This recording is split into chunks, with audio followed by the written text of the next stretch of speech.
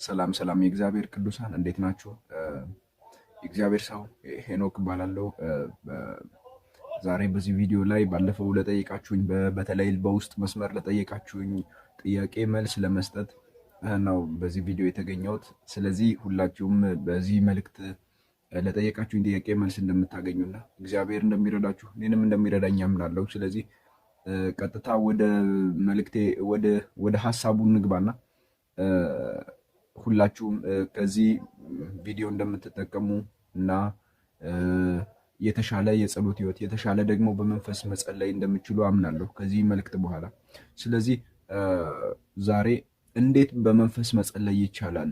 እንዴት በመንፈስ ልጸልይ? እንዴት ረጅም ሰዓት በመንፈስ መጸለይ ይችላለሁ? እንዴት ነው ከእግዚአብሔር መንፈስ ጋር ከእግዚአብሔር ጋር በደንብ ፌሎ እንዳደርግ እፈልጋለሁ ብላችሁ ለጠየቃችሁ ጥያቄ ነገሩ እንዲህ ነው። ያው መቼም ከሁሉም ነገር በፊት መነሻችን የምናደርገው ወይ ደግሞ ለሁሉም ነገር መልስ የምናገኝበት ይሄ ቅዱስ ቃል አለ። በመጽሐፍ ቅዱስ መሰረት ላይ ተመስርተን ነው ሁሉንም ነገሮች መልስ የምንሰጠው። ለሁሉም ነገሮች ለጥያቄዎች ሁሉ መልስ አለ እዚህ መጽሐፍ ቅዱስ ውስጥ አለ። ለሁሉም ጥያቄዎች መልስ አለ እዚህ ቅዱስ ቃል ውስጥ። ስለዚህ በእግዚአብሔር ቃል ላይ ተመስርቼ ዛሬ 3 ነገሮችን ይዤላችሁ መጥቻለሁ። በእነዚህ 3 ቁልፎች ላይ ተመስርታችሁ በመንፈስ እንዴት መጸለይ እንደምትችሉ ማወቅና መረዳት ትችላላችሁ። ይህንን መልእክት በደንብ ስሙ። ሰምታችሁ ደግሞ ለሌሎች ሼር አድርጉት፣ በደንብ ሼር አድርጉት። ተከታታይ ትምህርቶችንም ደግሞ ማግኘት እንዲያስችላችሁ ቻናሉን ደግፉ፣ ሰብስክራይብ አድርጉ፣ ሼር ደግሞ አድርጉ፣ ለሌሎች አጋሩት። ስለዚህ ዛሬ በዚህ ቪዲዮ ላይ አንድ ዋና የክርስትና በተለይ ለክርስቲያኖች ለአማኞች በወርናጌን ላደረጉ ክርስቲያኖች ወሳኙና ቁልፉን ነገር ነው ይዤ የመጣሁት። በተለይ በጸሎት ህይወት አንድ አማኝ በጸሎት ህይወቱ እንዴት ነው ወክ ማድረግ ያለበት፣ እንዴት ነው ሳታቋርጡ ጸልዩ የሚለውን የእግዚአብሔር ቃልን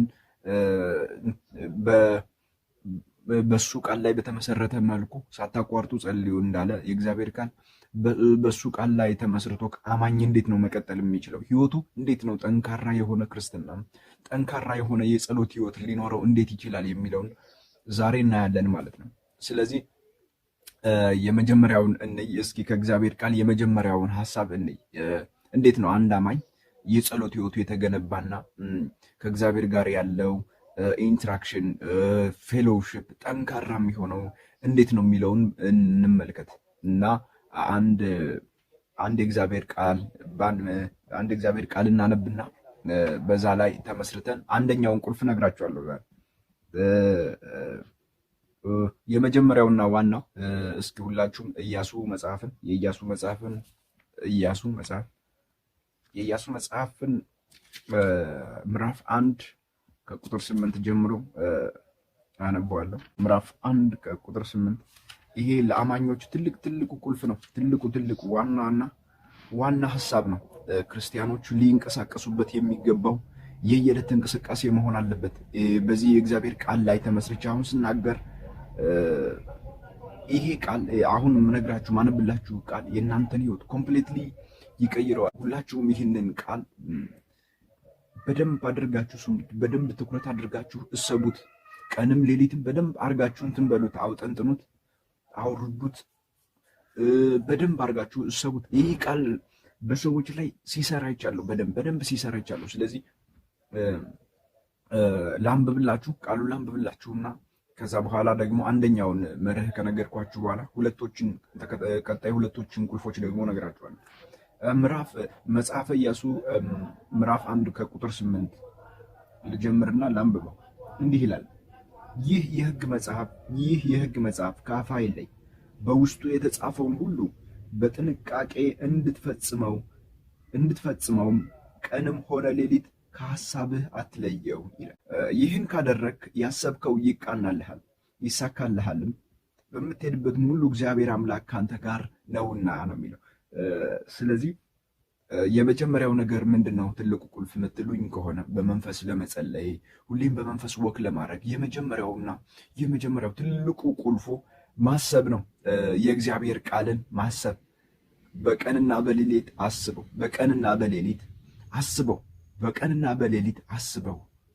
በቀንና በሌሊት አስበው። ቃሉን የምንበላው አስበው። በቀንና በሌሊት አስበው። በቀንና በሌሊት አስበው።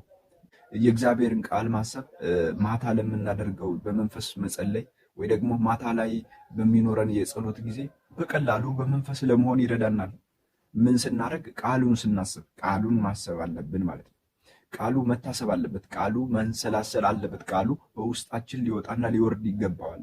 ውስጣችን ሊገላበጥ ይገባል። በውስጣችን ላይ እንደ ጽንስ ሊሆን ይገባል ማለት ነው። የእግዚአብሔርን ቃል የምንጸንሰው ከሆነ በመንፈስ ለመጸለይ ኢምፓወር ያደርገናል። በቀላሉ ቃሉን ስናስብ ከዋለ ማታ ለመጸለይ በመንፈስ አንቸገርም። በቀላሉ በጣም በቀላሉ በመንፈስ ለመሆን ይቀለናል። ምን ካደረግን ነው? የእግዚአብሔርን ቃል በቀንና በሌሊት ካሰብነውና ካንሰላሰል ነው። ምን እንሆናለን ታዲያ? ይህን ካደረግን ምን ሆናለን ካለን በቀላሉ ከመንፈስ ዓለም ጋር ኢንተራክት ለማድረግ መንፈስ ዓለም ወይ ደግሞ የእግዚአብሔር ዓለም ኮኔክት እንዲያደርገን በቀላሉ ያስችለናል ማለት ነው። የእግዚአብሔር ቃል ከእግዚአብሔር አፍ የወጣ ቃል ስለሆነ ከአፉ የወጣ ነገር ሁሉ ደግሞ ወደሱ ያንን ነገር በሚበሉት ሰዎች ላይ ያንን ነገር በሚያስቡትና በሚያንሰለስሉት ሰዎች ላይ እንትን ይፈጠራል ማለት ነው። ተራክቦ ይፈጠራል ወይ ደግሞ መሳሳብ ይፈጠራል ማለት ነው። ስለዚህ በቀላሉ ወደ መንፈስ ዓለም እንሳባለን። ብዙ መፍገምገም አያስፈልግም። ብዙ መላላጥ አያስፈልግም። በቀላሉ ከእግዚአብሔር ዓለም ጋር ፌሎ ለማድረግ የእግዚአብሔርን ቃል ማሰብና ማንሰላሰል ትልቁ ቁልፍ ነው ማለት ነው። አንደኛውን መርህ ከያዛችሁልኝ ወደ ሁለተኛው ልሻገር። ሁለተኛው ደግሞ በመጽሐፍ ቅዱሳችን በሉቃስ ወንጌል አውጥቼ ላምብሮ። በሉቃስ ወንጌል ምዕራፍ 8 በሉቃስ ወንጌል ምዕራፍ 8 ላይክ ሀዲያስ ሶፕራንዲያቶስ ዋው ለይሳና ፕራኬዶስ በሉቃስ ወንጌል ምዕራፍ 8 ቁጥር 18 ላይ የእግዚአብሔር ቃል ሲናገር እንደዚህ ነው። ማካታ ለረባሃ ከበሃን ዋው እንደዚህ ይላል። በኢየሱስ ስም አነባለሁ። እንግዲህ እንዴት እንደምትሰሙ ተጠንቀቁ። እንግዲህ እንዴት እንደምትሰሙ ምን በሉ? ተጠንቀቁ። እንዴት እንደምትሰሙ ተጠንቀቁ። ኧረ ኢየሱስ ጌታ ነው። እንዴት እንደምትሰሙ ተጠንቀቁ። አማኝ እንዴት እንደሚሰማ መጠንቀቅ አለበት። እንዴት እንደሚሰማ እንዴት ወደ ውስጡ የሚገቡ ነገሮችን እንዴት መጠንቀቅ እንዳለበት ሊያውቅ ይገባዋል። አንድ አማኝ ከሚሰማው መጠበቅ አለበት። ከሚሰማው ምን ማለት አለበት? መጠበቅ አለበት። ይሄ ትልቁ ቁልፍ ነው። ይሄኛው ደግሞ ሁለተኛውና ዋነኛው ቁልፍ ነው። ከምትሰሙት መጠበቅ። ምንድን ነው ወደ ጆሯችሁ የምታስገቡት? የምትሰሙት ነገር ሀሳባችሁ ይሆናል። ይሄ ግልጽ ነው። ይሄ እውነት ነው። ሳይታለም የተፈታ እውነት ነው። ስለምትሰሙት ነገር መጠንቀቅ አለባችሁ። ስለምትሰሙት ነገር መጠበቅ አለባችሁ። የምትሰሙት ነገር ሀሳብ ይሆናል። ከምታዩትና ከምትሰሙት ነው ሀሳባችሁ የሚገነባው። ስለዚህ መስማት አለባችሁ፣ ማየት አለባችሁ፣ መመለጥ አለባችሁ ማለት ነው። ከዛሬ ጀምራችሁ የምትሰሙትና የምታዩት ነገሮች እነዚህ ትልቁ ቁልፍ ናቸው። የሀሳባችሁ ትልቅ ወርድ ነው። መንፈሳዊ ነገር ሁሉ ነገር የተያያዘ ነው። አብዛኛውን ነገር የተያዘ ነው። ስለዚህ መንፈስ ዓለም የሚያየው በሀሳባችሁ የተገነባውን ነገር ነው። በሀሳባችሁ ላይ ምንድን ነው ያለው? ምንድን ነው እያሰባችሁ ያላችሁ? ስለዚህ የምታስቡትን ነገር ላይ የሚያደርገው የእግዚአብሔር ዓለም ብቻ ሳይሆን መንፈሳዊው ዓለም የሚሰራው በሀሳብ ነው። መንፈሳዊው ዓለም የሚሰራው በሀሳባችሁ ነው። ስለዚህ ስለምታስቡት ነገር መጠንቀቅ አለባችሁ ማለት ነው። ኢየሱስ ጌታ። ስለምታስቡት ነገር ለመጠንቀቅ ደግሞ ስለምታዩትና ስለምትሰሙት ነገር መጠንቀቅ መጠበቅ አለባችሁ ማለት ነው። ከነዚህ ነገሮች ከተጠበቃችሁ ቀላል ነው። በመንፈስ ለመጸለይ ቀላል ነው ማለት ነው። ከምታዩትና ከምትሰሙት ተጠበቁ።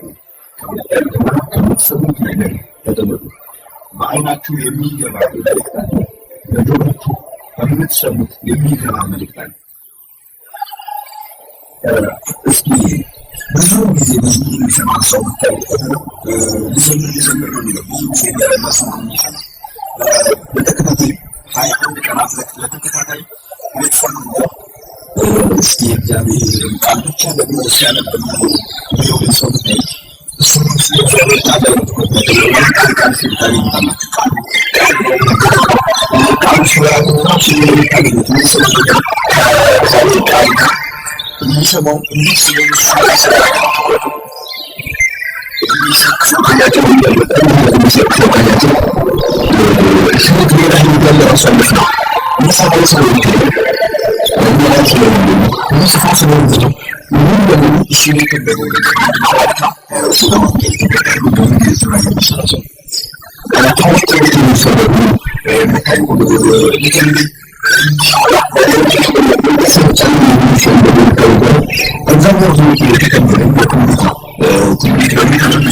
ሰዎች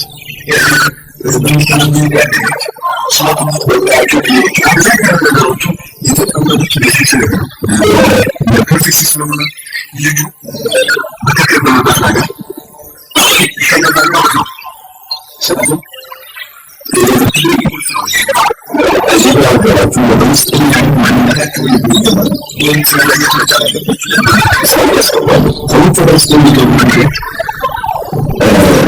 ራሱ ናቸው ወይ የሚገረምና ወይ ያፈርሱናል። ስለዚህ ወደ ውስጥ ስለሚገባ ያጋጠንቀቅ በሚያደሙ በአንዳችን በጆሮችን የሚገቡ እነዚህ ሁለቱ ነገሮች በአይናችን በጆሮችን ነገሮች እኛን ይገነቡናል። ስለዚህ መጠንቀቅ አለብን።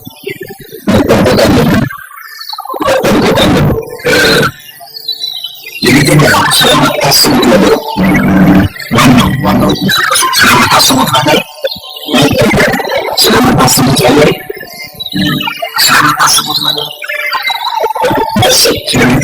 ማሰብ ስለምታስቡት ነገር ማንኛነት እግዚአብሔር ቃል ማሰብ የመጀመሪያው ስራ። ሁለተኛው ደግሞ የእግዚአብሔር ስለምንሰማው ነገር እሱ ምንድነው ማለት ነው። አራተኛው ቁልፍ